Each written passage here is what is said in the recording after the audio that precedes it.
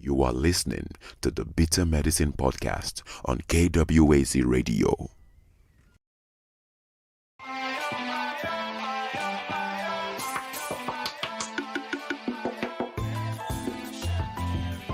Welcome to the Bitter Medicine Podcast, where it's all about Black empowerment.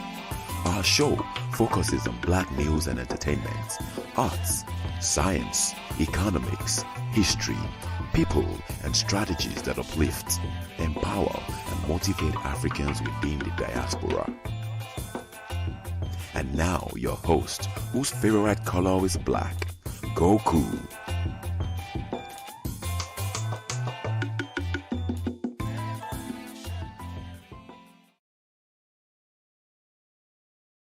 Yes, indeed. Welcome back to the Bitter Medicine Podcast. You know who I am. Damn it.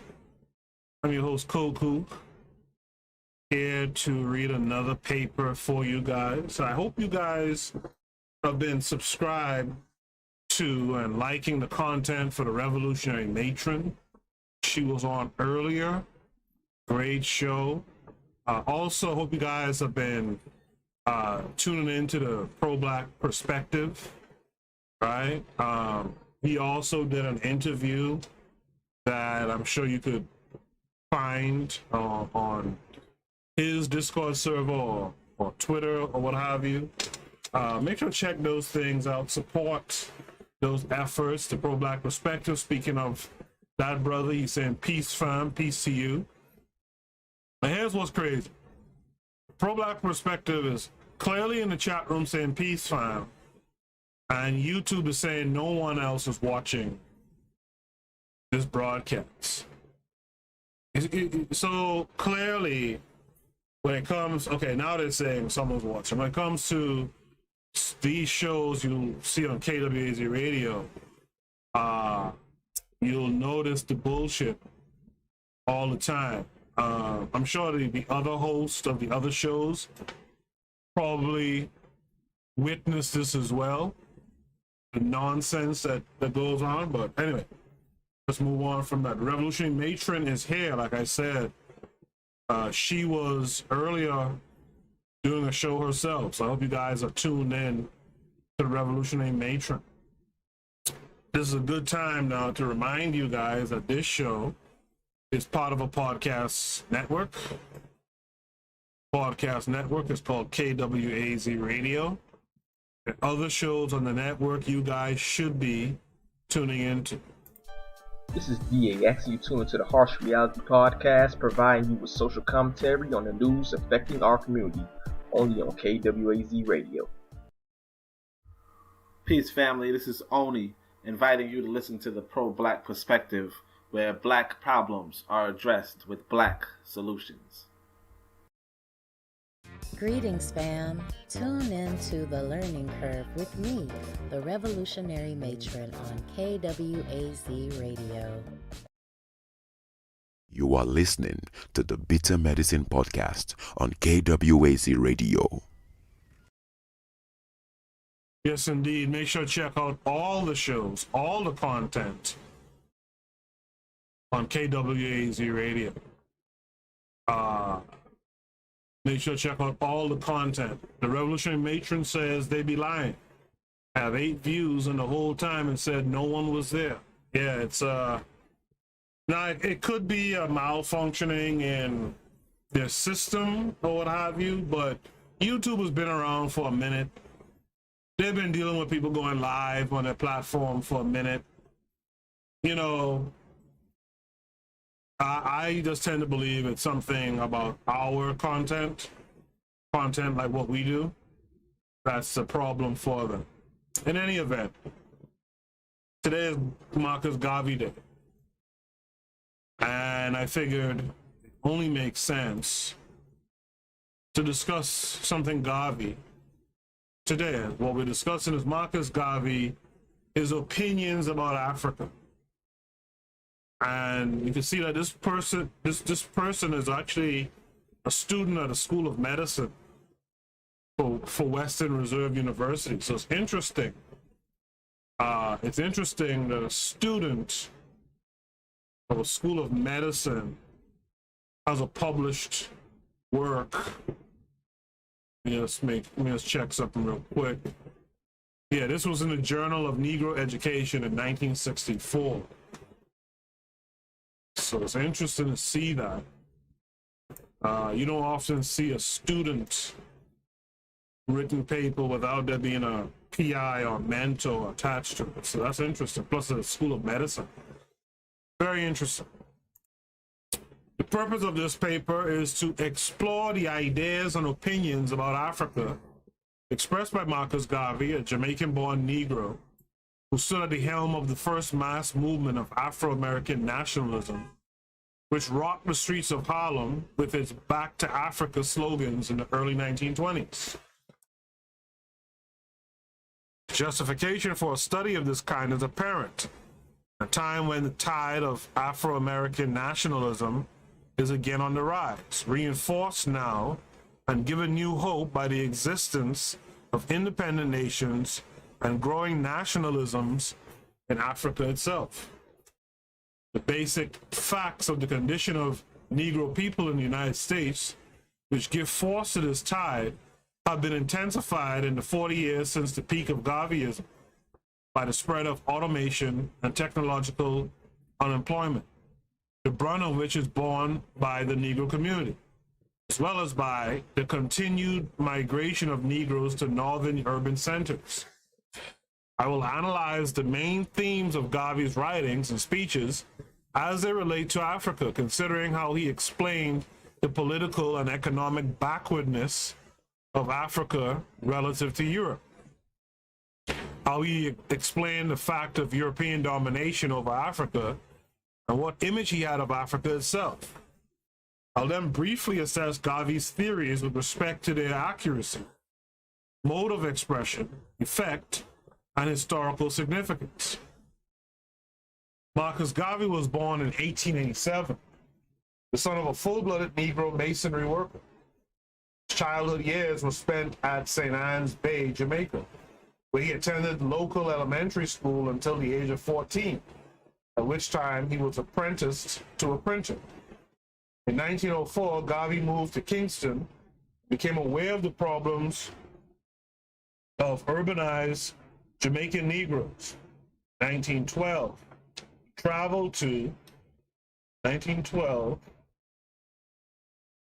he traveled to London, where his lifelong interest in Negro and African history was sparked by his acquaintanceship with African students, particularly Deuce Muhammad Ali, a half-Negro Egyptian nationalist.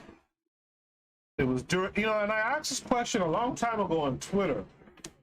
How would you rank Deuce Muhammad Ali? And a lot of people didn't really rate him that high, if memory serves me correctly. It was during his London period that Garvey, inspired upon learning of Booker T. Washington's plans for uplifting the Negro race, conceived of himself as a divinely appointed leader of the black masses. Returning to Jamaica in 1914, he sponsored the formation of the Universal Negro Improvement Association, which he proclaimed as the vehicle for the advance for the Negro masses. In 1916, he moved to New York, bringing the message of the UNIA to Harlem and initiating the weekly publication of the Negro World, claiming a following of, notice the word here, claiming a following of 2 million by 1919, Garvey founded the Black Star Steamship Line and the Negro Factories Corporation, both designed to stimulate Negro-owned commerce and trade.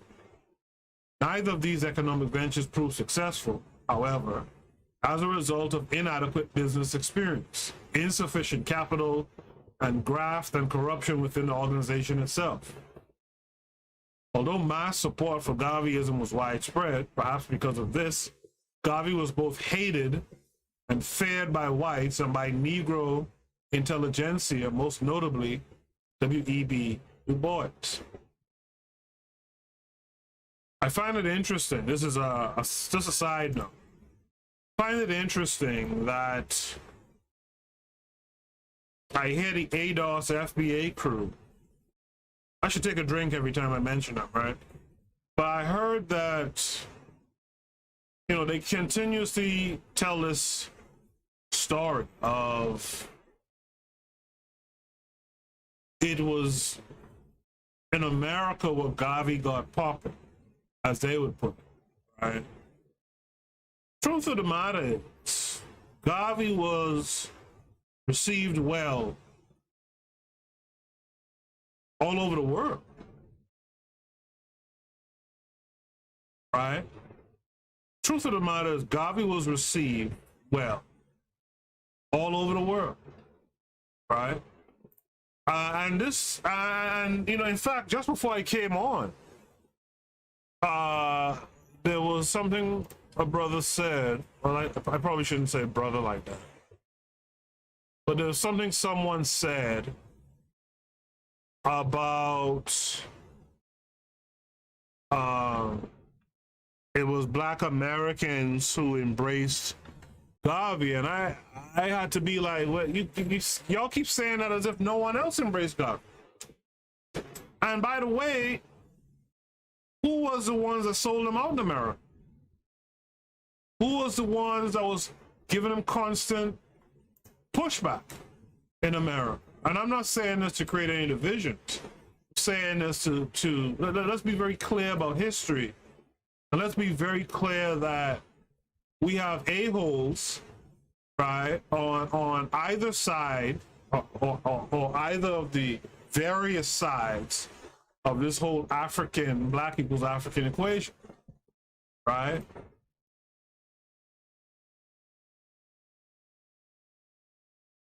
But it's interesting that people still push that talking point. It's just wild to me, right? But I digress. Collapse of the steamship line gave convenient cause for his indictment on charges of fraud, of which he was convicted in 1923. In fact, today, if you listen to that interview that Only Time Say from the Pro-Black Perspective did with I'm a Bookman, he broke down that whole fraud thing and how it was like trumped up charges. And I remember listening to one of Garvey's sons, I think the younger one, on the Rock Newman show years ago. It had to be like 4 or 5 years ago. And he was talking about how, like, in that fraud case, it was Garvey, it was like, what's the term? It's not collusion, but it's something along those lines. I can't remember the right term that they charged him with. But they somehow got 3 of the 4 people off, but Garvey they kept. Like, Garvey remained, right? And like Garvey's son says, like, well, if it was collusion and those people got off, then who was my father colluding with? If they're innocent, then who was he colluding? Right? So the fraud stuff was just garbage. You know, they really feared his organizational skills, and he really oh, I see Scotty Reed is in the building. BTRN is here. Welcome to the group. He says, according to his studies, BTRN says, according to my studies, some Black Americans, quote unquote Americans, only turned on Garvey when he started speaking out in favor of segregation and giving speeches to the I'm gonna get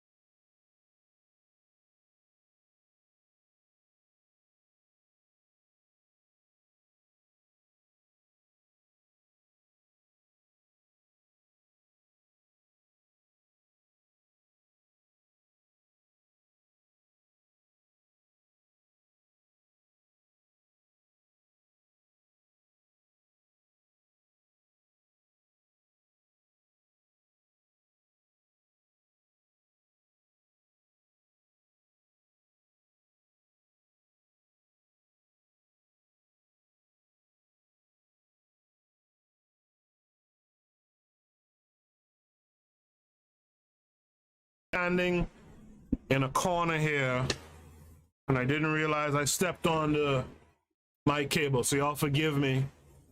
But yeah, I was saying that, I don't know when it occurred, but I was saying that the enslaved Africans in America built the railroad. The Chinese came later and extended it. Thanks for letting me know I cut out though. All right. Revolutionary Matron earlier said, we still let divide and conquer separate us. We still letting their old trick us. To be clear, dollars motivate, money is speech. Stop the BS where people are able to be paid to say anything. All right. Do you guys hear me? Am I back? I should be back. All right. I should be back. Okay, good. To continue. The years 1923 to 25, Garvey spent in the Atlanta Federal Penitentiary. His sentence was then commuted and he was deported to Jamaica. The UNIA never recovered its early grandeur, although its leader moved to London in 1934 and continued to proclaim its message through an irregular monthly magazine, The Black Man, until his death in 1970. It is significant to note that Garvey never during his life had any direct contact with Africa itself. And you know, this is a good point to really talk about. Again, Garvey was sold out and became a target that the powers started to talk about between themselves. Britain to France, and France and Britain to the US. And as Onitase pointed out earlier in that interview, Jamaica at this time was still under British rule. So once they got Garvey out the States and back on the Jamaican plantation, so to speak, under British rule, he was pretty much done. You know, he was pretty much done. To continue, two major beliefs or assumptions form the core of Garvey's theory about Africa. First, he believed that African civilization was the first of all world civilizations to develop beyond the primitive stage, and that it had attained unscaled peaks because the rapacious Europeans destroyed and plundered it. Second, he held that there was nothing inherently inferior about the African race, which given time, proper aid, and education, would rise again to untold splendor. Garvey calls upon educated black men to return to Africa and carry out the historic mission of re-civilizing their backward African brothers.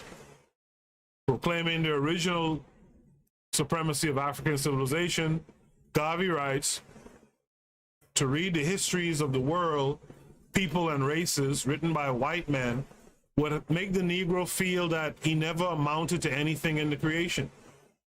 We are satisfied to know, however, that our race gave the first great civilization to the world, and that, for centuries, Africa, our ancestral home, was a seat of learning and black men, who were only then fit for the company of the gods, were philosophers, artists, scientists, and men of vision and leadership, while the people of other races were groping in savagery, darkness, continental barbarism.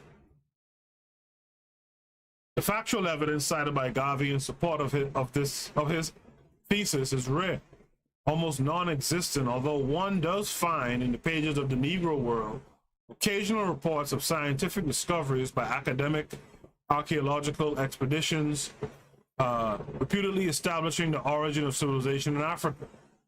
The lack of concrete evidence of a great African past Garvey attributes to the lack of research done by Negroes themselves, since he claims historical research by white scholars is inevitably biased and has not been devoted to the African past.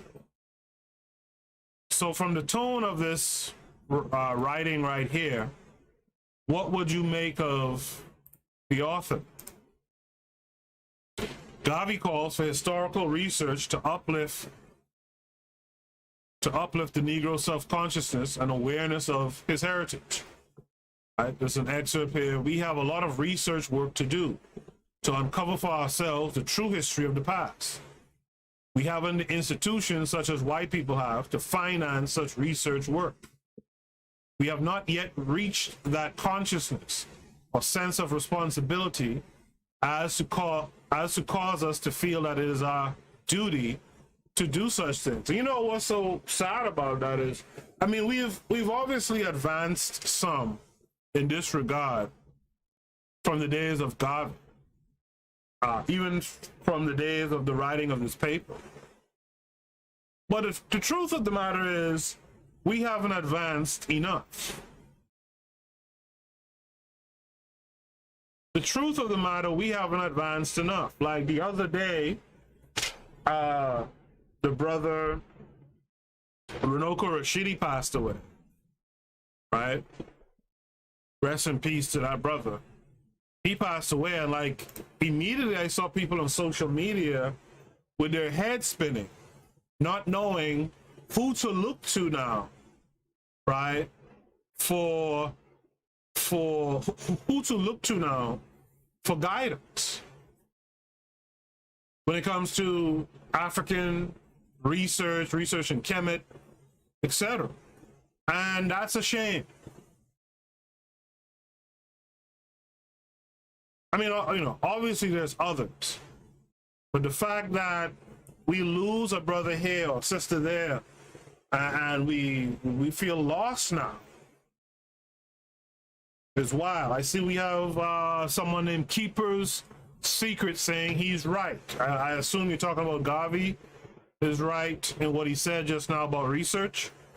By the way, if you're new here, which I think BTRN is new, Keeper's Secret is new. If you're new here, I appreciate you being here. Make sure to hit the like button, subscribe, click the bell to be notified when I'm on live, and also check out the other shows on the network, right? To continue. In spite of the gaps in historical research to support his views, Garvey develops a system of thought and a theory of history within which his statements and ideas are fairly consistent. The basis for attacks on Garvey is primarily a challenge of the premises of the system. It is of interest, therefore, to accept these premises for the moment and to see how Garvey builds upon them. The first claim which Garvey makes is that the writing of all history is necessarily subjective. It is written for use by its author as an instrument in the struggle for self-preservation of the group whose interests he represents. And yeah, since racial prejudice, the result of a natural human desire to dominate and to exploit others, is an attitude common to all men, the biases of history, in accordance with the prejudice of the particular historians about the history of black men, are ipso facto false, and are to be interpreted as a tool of white men trying to maintain domination over black. The extreme relativism of this approach to history extends also over the history written by black men. But Garvey does not deal with this problem in his argument. Garvey views history as a progression from one stage to the next, each stage characterized by the subjugation and exploitation of the weaker races by the stronger. The present condition of Africa he sees as merely a transitory phenomenon.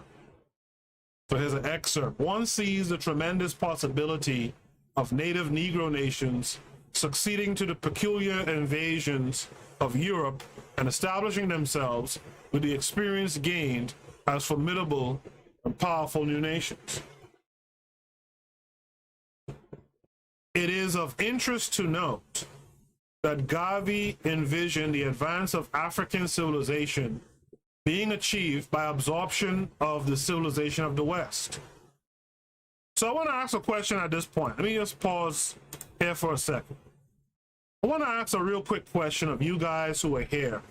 If you've been following the pro-black perspective for this month of August, reading Wretched of the Earth daily, 11 a.m. Eastern Standard Time, if you've been following along, you know a big part of that discussion has been about the fact that African nations never really got independence because they carried on and continued the colonizers' government and way of doing things generally. I have a question for you guys. Now, we know that Garvey inspired a lot of, Garvey and the UNIA inspired a lot of what would become leaders in independent nations in Africa, right? Nkrumah, etc. My question, though, is, if Garvey, let's say Garvey had made it to Africa, right? Do you think Garvey would have made some of the same mistakes? No one's perfect, right? Would Garvey have made some of the same mistakes? Let's say Garvey was the one. In fact, let's say Garvey. Now, I guess Liberia might be a little bit different. Liberia would be different. But if Garvey was around, do you think, you know what? Let's change the question to this. If Garvey had been around in the 60s when a lot of African nations were seeing quote unquote independence, do you think there would have been the problems that we see from Ghana and Nigeria and all that, where they continued the colonial rule, essentially, colonial governments, etc.? BTRN says, I interviewed a black man from USA, highly educated, part of the 60s Black Power struggle. We discuss the quote-unquote real history of Africa, not from the point of view of kings and royalty, but the point of view of the oppressed. Okay. Okay. Yeah, because, yeah, okay.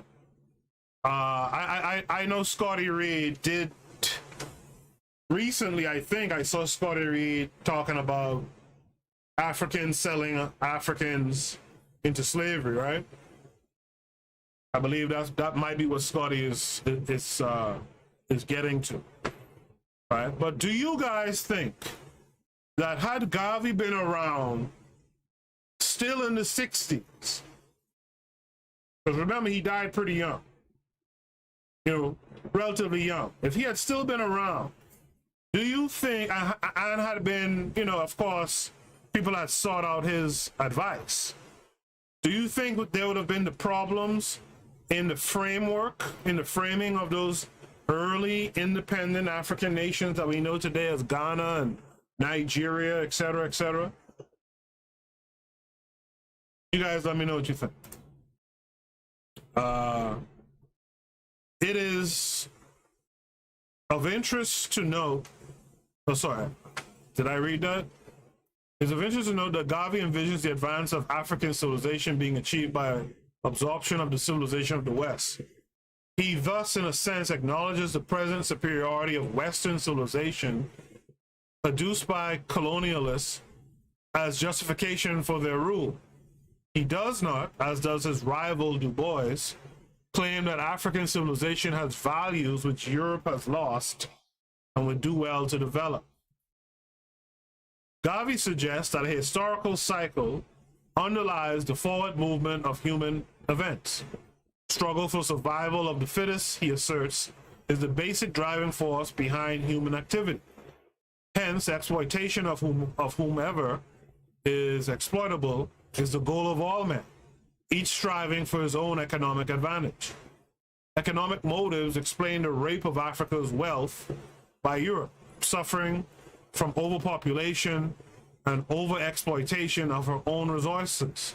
In terms of Garvey's premises, this is not in itself morally reprehensible, since it is in accordance with the law of nature. Blame lies rather on the shoulders of the Africans, who, through their negligence, weakness, and lack of organized resistance, have allowed themselves to be exploited. The burden of proof of his actual equality lies now with the black man. However, at the same time, Garvey criticizes the white races for refusing to give the blacks a chance and for continually subjugating them. Now, I get the sentiment.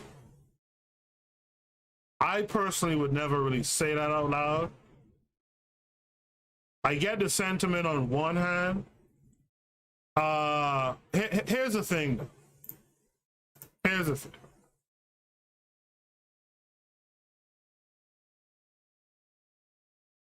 I get the idea,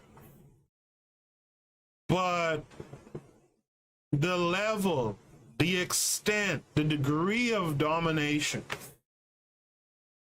is not normal. It's correct. A strong man will take care. A strong man will, if given the opportunity, he'll take advantage of a weak one. That's true. But how far would he go? What these savages from Europe have done is gone way too far. This is why, and I was telling this to someone recently, this is why when you put the term white supremacy versus white nationalism in my book, I don't like white supremacy, right? Because I don't like how some of our people, especially our youth, may take that, right? But I prefer it a little bit to white nationalism. I'll tell you why. White nationalism sounds okay. White nationalism sounds okay. It's just like black nationalism sounds okay.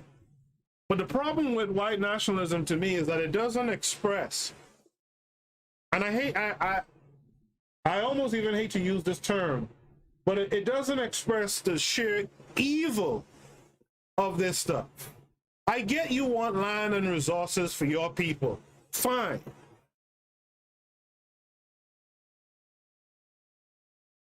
But the distance that they've gone to secure it, to me, is way too far. And to me, again, this is just me and my views. To me, the supremacy, if the supremacy lingo, if you put it in the right context, shows that there's a kind of an evil, highfalutin thinking type thing going on here, right? And we gotta always make it, especially so that our people can understand it. There's an inherent evil in what they do, and we have to combat it.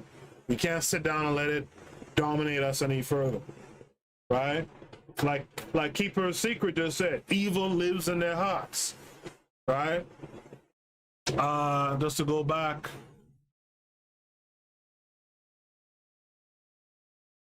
BTRN says his research includes talking to the griots and studying records. Yes, talked about Mansa Musa. Yeah, a lot of people say, yeah, in fact, that's what I saw from Scotty Reed recently, talking about Mansa Musa. In fact, I may have listened to that episode too. Mansa Musa kind of signaled, you know, most people kind of feel like Mansa Musa walking around here flamboyantly with gold and shit is what signaled these folks to come in and want to exploit and ultimately abuse African people, right? Keeper Secret earlier said the Mandela effect. Garvey leaves one way, comes back different. Absolutely. Revolutionary Matron says, I think that there would have been similar problems. Their ability to correct would have been less difficult, but we may have had more race first. I like that answer. I actually like that answer. She goes on to say, I think that the people would has a more unified response to the other, instead of begging to be accepted into white society. Yeah. Pro-Black Perspective said Garvey's organization seemed to be against slavery and exploitation. I think so. Revolutionary Matron says, did Garvey ask for acceptance by white society? That's a nuanced answer. Not directly, no. Some would say that some of his talking points were not integrationist, but were about gaining a respect, and even these folks will respect you too. You know, something along those lines. Yeah. So to continue. By the way, like I said before, you guys really should check out the Revolutionary Matron. She was on before I was. Check out her show. Check out the Pro-Black Perspective. Check out the Harsh Reality podcast. All right.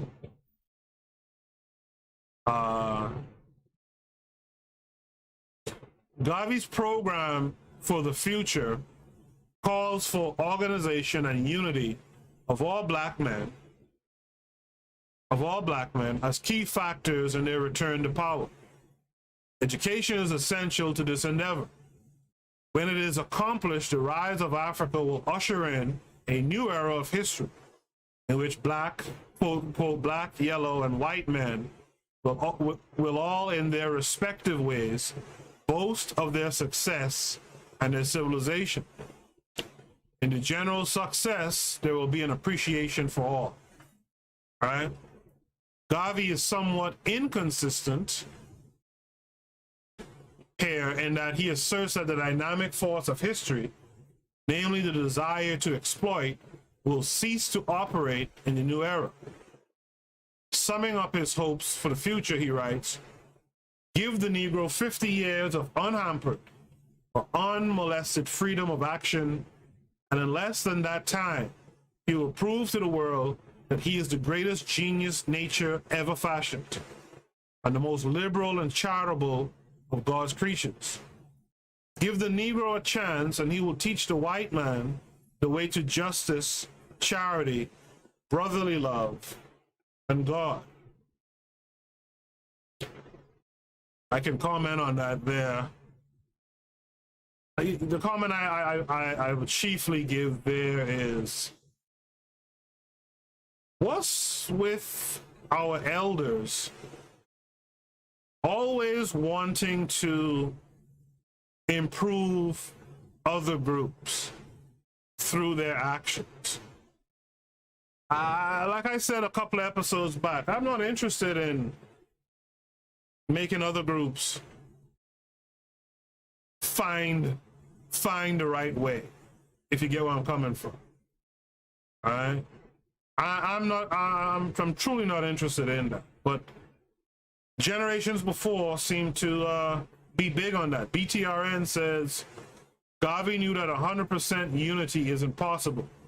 Said, if you ain't no good here, you'd be no good to us in Africa. I don't think it is possible, and people should work with who and what they have.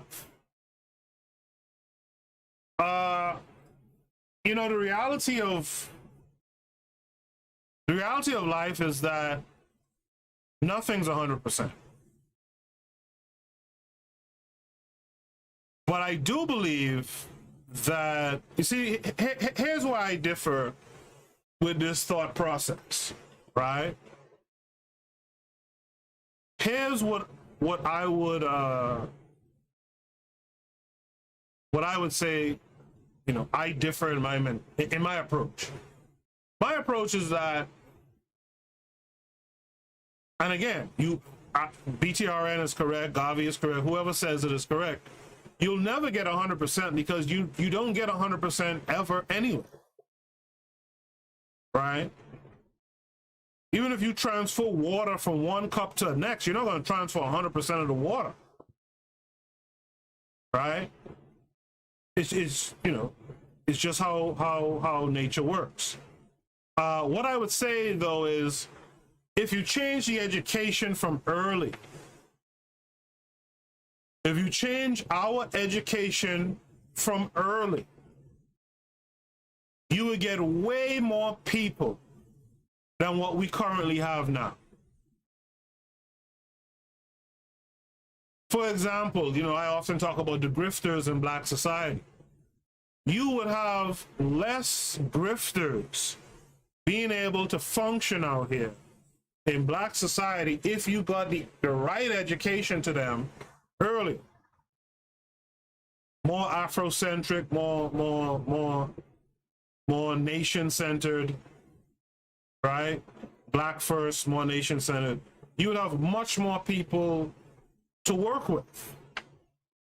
And with much more people, you have much more diversity of thought in terms of how to approach problems, how to come up with solutions, right? That's what we don't have right now. Right? KW Don 7 is with us. Peace to KW Don 7. He says, Urugu will not take their hands off of Africa without a vicious fight. Absolutely. And so you need all the people, as much as you can get of all the people in the barracks for that fight. Keeper Secret says, if we could talk to Garvey right now, I guess that's a question he was asking me, what would Garvey, I mean, yeah, like if, you know, I mean, that, I think Keeper might be referring to the earlier question I asked of if Garvey was around in the 60s and 70s when a lot of African and Caribbean nations were gaining quote-unquote independence and constructing these new governments and systems, etc. If Garvey was around and if Garvey was sought out as a mentor, I guess you could say, as an advisor, you know, similar to how Nkrumah had W.E.B. Du Bois around, would African nations look different today? Right? Would African nations look different today? And if you think they would look different, then what was lost in the connection between a Garvey to say an Nkrumah? Revolutionary Matron says, stop turning your children over to the educational system. Eurasian education is just indoctrination. Absolutely. And it's their indoctrination is our death. BTRN says, yes, education is very key. Malcolm X said you can educate through media. Media is the most powerful entity. But we don't control mass media, and that is the problem. We build something to sell it. We build something to sell it. BTRN goes on to say, Bob Johnson built BET and sold it to the white man for currency and a seat on the white man's board at Viacom. Absolutely he did. You know, BTRN is saying stuff that I've said before. He's saying it slightly different, but it's a fact that I remember growing up, people would in fact, I'll tell you even a personal story. When I was growing up, now I grew up in a family where my uncle was a big Socialist Party leader. In fact, they just honored him this past Sunday in my hometown. And when I was a kid, my grandparents and them being, you know, that older generation, they didn't understand certain things. So like a comic book was almost like the devil's drawings or something like that. And I remember I had an older cousin came from California, came back home for a visit, and he brought these comics for me and my cousin. My cousin is the son of the Socialist Party leader. He brought us these comics for us, and there were comic books about like Booker T. Washington, the first cowboys who were black, or the black cowboys, and Booker T. Washington, the cowboys, Frederick Douglass, like his life story and stuff like that. And my grandfather was getting ready to toss him, getting ready to burn him or throw him away or whatever, right? And it was my uncle, the Socialist Party leader, who had to say, hey, wait a minute, no. Those are educational. And that's where I first learned about, this had to be when I was like 14 years old. That's why I first learned about Frederick Douglass and Booker T. Washington and the black cowboys. You see, so on this show, you've heard me talk about it before, that media and stuff like that, we you know, black folks tend to use it wrong. Right? Black folks tend to use it wrong, but media is like any other tool.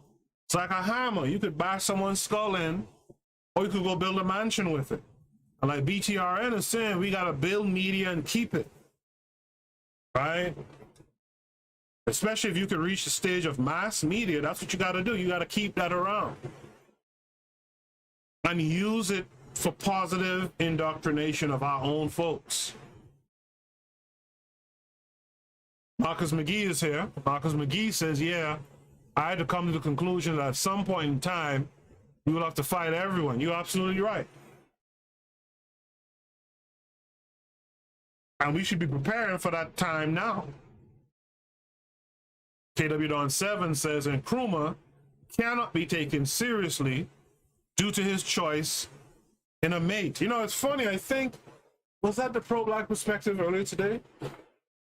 I think it was his discussion with Amo Bookman. He was talking about, like, and I wondered about this with Nkrumah.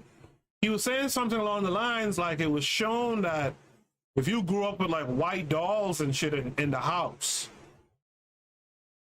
right?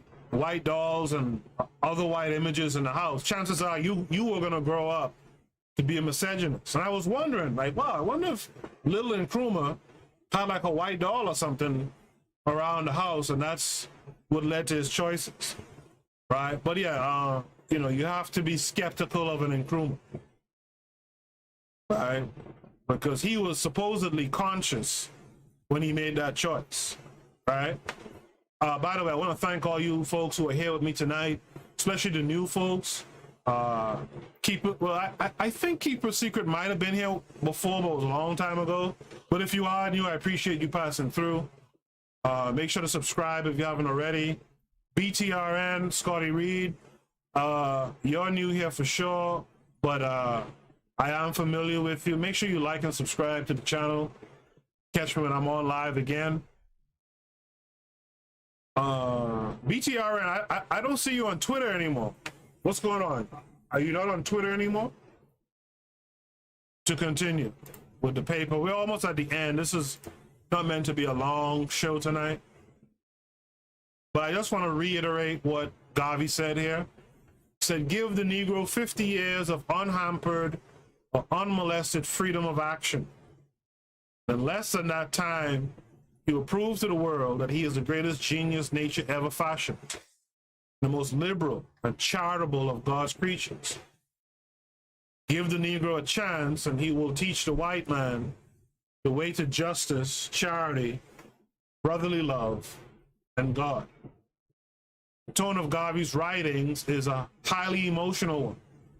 In view of his limited educational background, one would not expect him to write with the coldly objective approach of the intellectual. Chauvinism, Protestantism, bitterness blend together in his works, along with a degree of pomposity and bombast, which tend to alienate members of the more educated intelligentsia. Garvey was essentially a propagandist, writing for a lower class, uneducated audience, and his style reflects this fact. You know, again, I have to mention it, today is Garvey's day, and on Garvey's day, the Pro-Black Perspective did an interview with Amo Bookman, and one of the things that he talked about when he talked about Garvey, which I thought interesting, was the idea, and I personally don't 100% agree with it, but the idea that Garvey was only talking about that God and Christ stuff because black folks were talking about God and Christ. That it was more so a strategy. I think it would have been brilliant if it was a strategy, but I'm not sold that that was a strategy. I've read Message to the People enough times that, and coming from a background of coming up in the church, I think Garvey was down with that stuff. All right, but if it was a strategy, excellent strategy. It's a strategy that I actually thought about trying to do one time. You know how these churches get these write-offs and all this type of stuff? I was thinking about getting a guy to be a preacher, not me, but a guy to be a preacher. A guy to be a preacher on the face, but revolutionary in his sermons. We get to soak up the benefits of what's that? The revolutionary matron with 501c, 501c, I think it is, C8. And I had that plan before, and in the church, in one of the back rooms, that's where we hold our meetings, our revolutionary meetings. I did have that thought before. If it's a strategy, again, like I say, well done. The pro-black perspective says, yeah, I feel like I should pull out the Garvey and Garveyism quote on the strategy. Yeah, pull out do that. You know, but I get it. He, you know, as this writer is trying to allude to kind of derogatorily, you know, Garvey spoke, he met the people where they were at, right? He met the people where they were at, and I don't see anything wrong with Garvey being essentially a propagandist. I don't. I think black folks need to employ more positive propaganda to change the situations that we see in our communities. See, there's two battles that we battle against. We battle against these white folks, these Eurasians, right? But we also battle against some black ignorance too, and lack of accountability in light of the attacks from outside. So we need to engage in more of that. Revolutionary Matron says we underestimate the self-taught. Self-taught person looks at the life of the African person and applies the theory of the black intellectual to the African life. Black intellectuals are educated in white institutions. Yeah, I mean, again, that came up earlier in Onita Ase's interview. Like, you know, most of us who have an education, we get it from white folks. You know? And that's something that we could change. I don't say HBCUs because those are funded and the curriculum approved by white folks. You know, if not 100% for the most part, right? And again, there's no such thing as 100%. So if not 99%, you know, for the most part. So yeah, that's something I'd like to invite everyone. And by the way, if you're not a part of the Discord, I haven't talked about that in a little while. Pinned at the top of the chat is the Discord link. Click the link, join the Discord, and join the discussions and, you know, the work that we have going on. I haven't talked about the work in a while because, you know, sometimes I feel like I just want to move in silence. But if you know, you know, join the Discord. And if you don't know, join the Discord still. And ask, hey, what kind of work are you guys doing here? And we'll get right to you. Revolutionary Matron says 501c8 is the fraternal order. 501c3 have to follow their rules. The 501c8 takes money and can use the strategy of the church for the purposes of liberation. Right.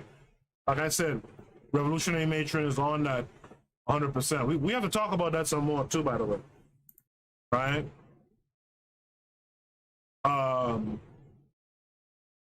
To continue. The platform of the Negro World, published under the masthead and all issues, gives a concise statement of his goals. 1, to champion a Negro nationhood by redemption of Africa. 2, to make the Negro race conscious. 3, to breathe ideals of manhood and womanhood into every Negro. Man, that's so important.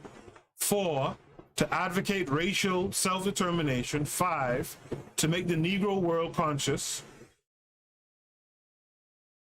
to make the Negro world conscious. Okay, so earlier it was about to make the Negro race conscious.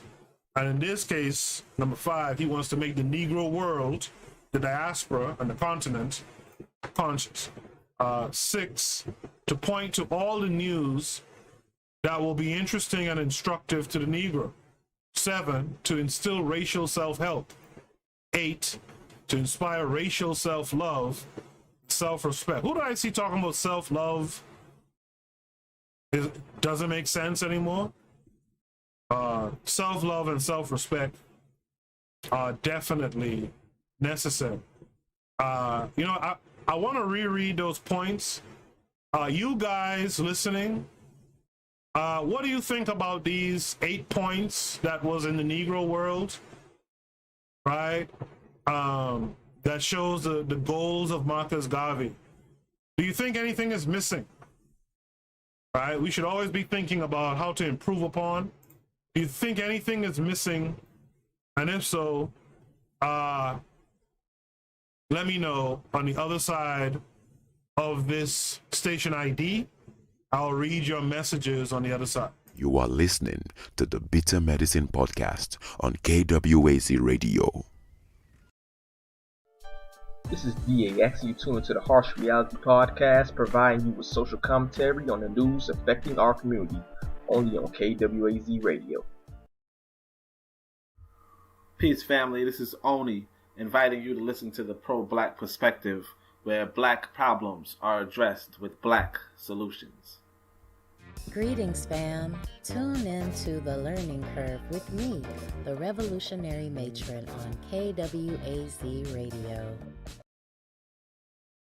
You are listening to the Bitter Medicine Podcast on KWAZ Radio.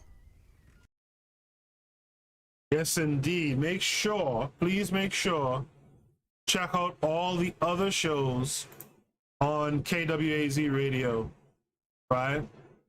Check out all the other shows on KWAZ Radio. You just heard the names, the Pro-Black Perspective. You see them in the chat room. Revolutionary Matron Show, The Learning Curve. You see her in the chat room. Harsh Reality Podcast. He was just on with us on Saturday night, right? Make sure to check out all those shows on KWAZ Radio. And also, subscribe to KWAZ Radio's YouTube channel, as well as the social media, too. BTRN says, I am registered as a state nonprofit media education org. They don't want to be under the thumb of the U.S. government with the 501c3 regulations. I was audited by the IRS because I was producing anti-Clinton programming during the 2016 election. Really? That's interesting. By the way, BTRN, I was asking you earlier, and for those who don't know, BTRN is the Black Talk Radio Network. I was asking you, are you not on Twitter anymore? I used to see you all the time, but I don't see you there anymore.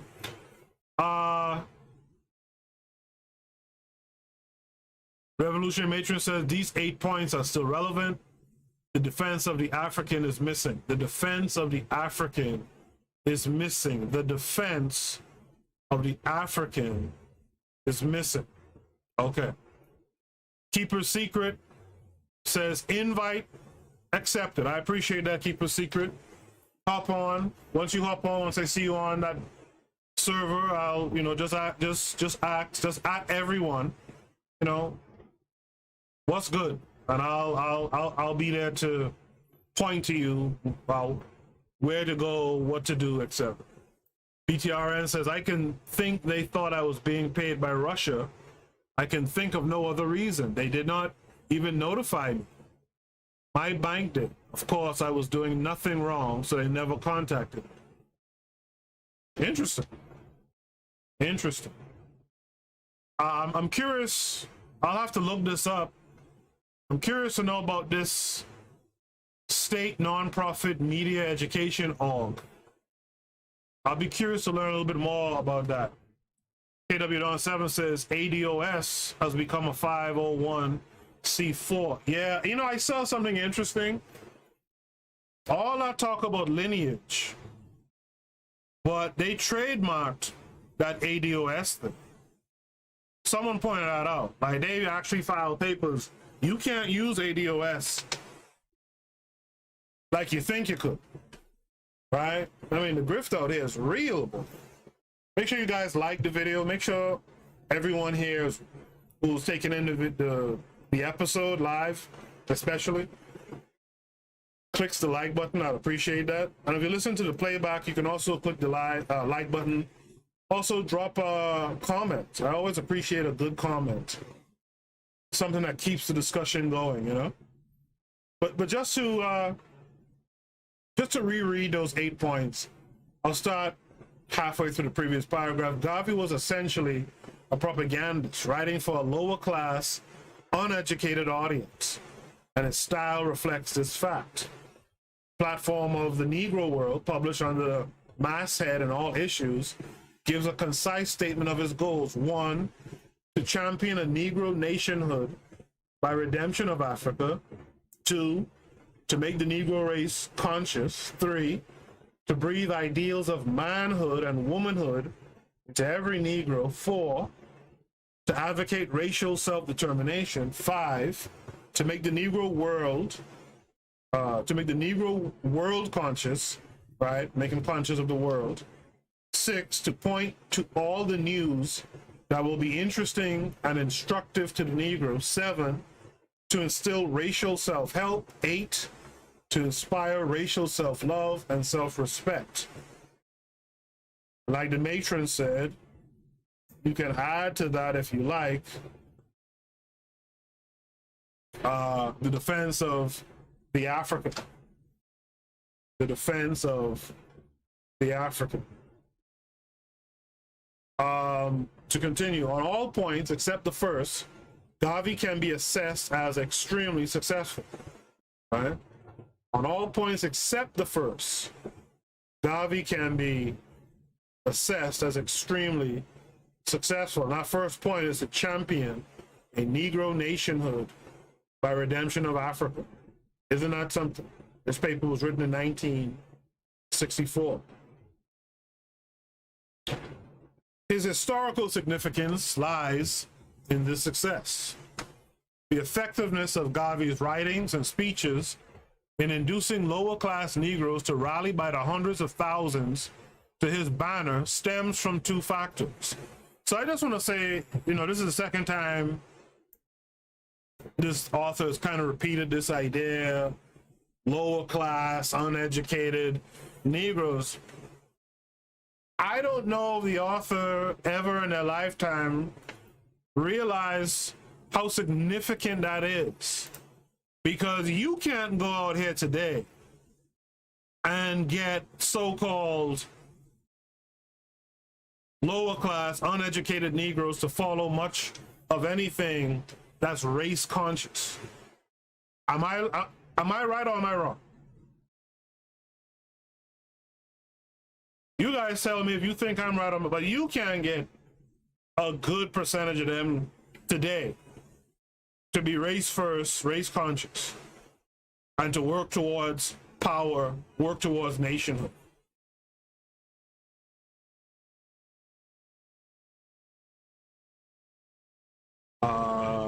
Revolutionary Matron says there are all types of federal TEOs, but we must use the ones that allow us to access the full benefit of federal exemption and network nationally and internationally. BTRN says this is when Sanders was running against Biden in the primary when I got banned. Oh, that's what happened. Oh, okay.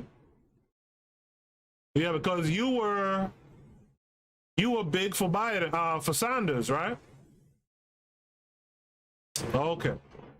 Revolutionary Matron says Masons and insurance companies, benefit orgs, are 501c8s, and they establish logics. We need a member benefit org for this community.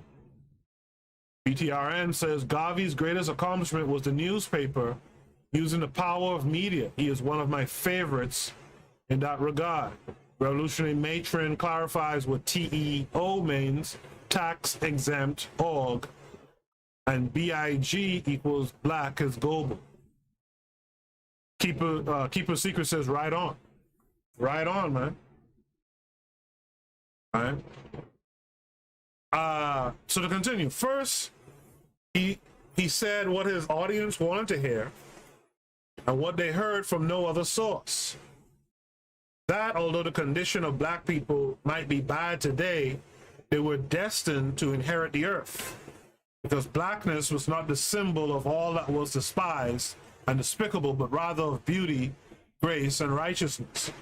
So, you know, right there in that line, again, if it was a strategy, it's in this line that you can see the genius and the strategy, right? Black people might be bad today. They were destined to inherit the earth. Now, if you're a black Christian, you immediately recognize that rhetoric, right? Because blackness was not the symbol of all that was despised and despicable, but rather of beauty, grace, and righteousness.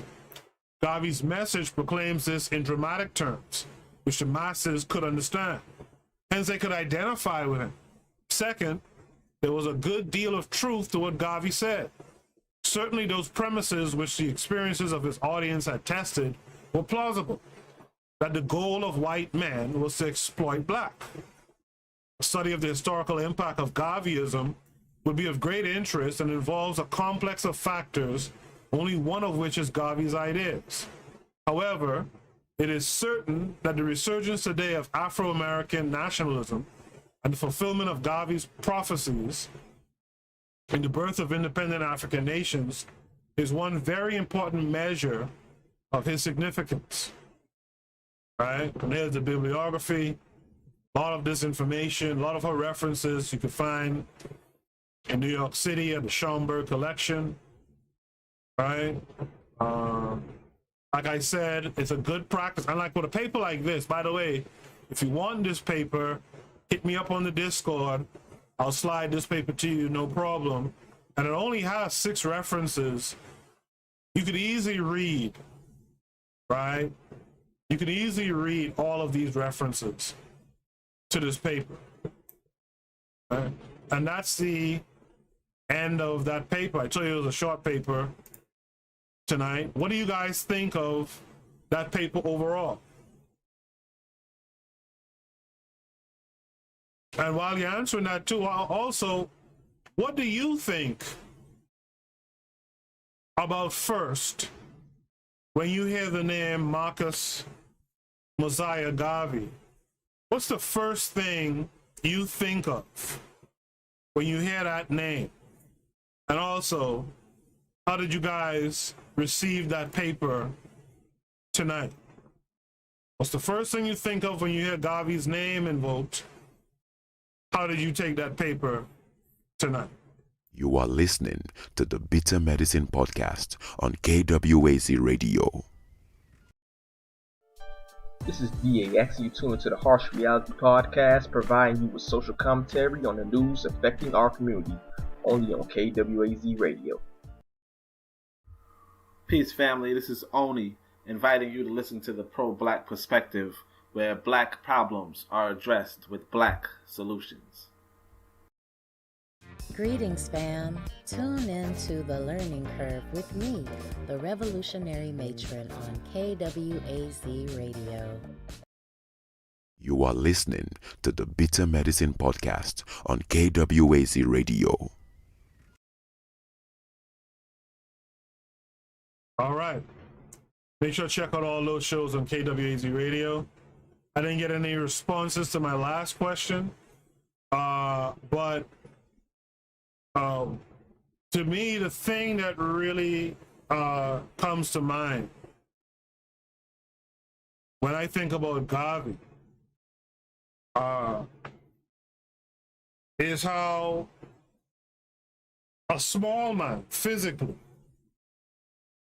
was able to command the respect and admiration that he was able to command. I think about how a person from humble beginnings in Jamaica, right, which is in the Caribbean, just like I'm from the Caribbean, right, and actually Garvey lived in my hometown for a while. His creation of the newspaper, he learned the newspaper game from a black man in my hometown in Nassau, right? And I think about, like, you know, like how some people think about, like how some women, especially from the Caribbean today, think about Rihanna. And I know that sounds wild, I'm putting Rihanna in a conversation with Garvey, but bear with me. Like, I remember hearing some young women when Rihanna came out, we went from Trinidad and Grenada, and they were like, wow, it's crazy to think that she was just like us in these Caribbean countries, and look where she is today. And I think that way about Garvey, how he grew up not too dissimilar to me. He grew up not too dissimilar to me, you know, I mean, different times, of course, right? And look what he was able to do in the world, you know. And had it not been for sabotage, and some would say health reason, but I personally feel that they might have killed Garvey, but had it not been for his life, you know, being sabotaged, what would he have been really able to do had he been around in the 60s and 70s? Obviously as the elder statesman, but able to be an advisor to those newly independent African and satellite nations in the Caribbean. You know, that is the first thing that comes to my mind when I think about Garvey. Revolutionary Matron says, when I was a child, I thought he was a con man. Now I know better. Yeah, well, again, that's the propaganda against him, right? Revolutionary Matron goes on to say, I think of black liberation and togetherness at all costs. She goes on to say, I am reminded to keep my circle tight, that image matters, and none of us are expendable. Pro-Black Perspective says, I was trying to find, quote, would need to read more carefully, or maybe Revolutionary Matron can read it, and he smiles. Perhaps that's the next book that the Matron reads. Again, make sure you guys tune into the Revolutionary Matron, the Pro-Black Perspective, the House Reality Podcast. I appreciate all of you for being here tonight. Join the Discord. We can continue conversations there. Comment on the video after it's posted. We can talk more there. BTRN, Scotty Reed, thanks for coming through. It was a pleasure seeing you here today and interacting with us in the chat room, etc. You too can join the Discord, right? In fact, there's things I like to pick your brain about too, if you don't mind. So by all means, please join the Discord, keep in touch, etc. All right, until next time, guys, I'm going to call that a night there. Until next time, which will be Thursday at 8 p.m. EST, Eastern Standard Time. You guys be good.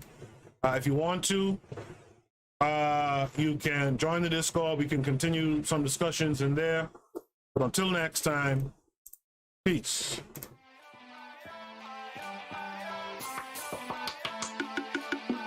Thanks for listening to the Bitter Medicine Podcast with your host, Koku. If you like what you just heard, we hope you pass along our web address, bittermedicineblogs.com, to your friends and colleagues, and share our show to all your social media. Be sure to check out our archive section on our website for previous podcasts. This has been a KWAZ radio production. Join us next time for another session of the Bitter Medicine Podcast. Follow us on Facebook at Bitter Medicine Show, Twitter, Bitter Meds, Tumblr, Bitter Meds, Instagram, Bitter Medicine.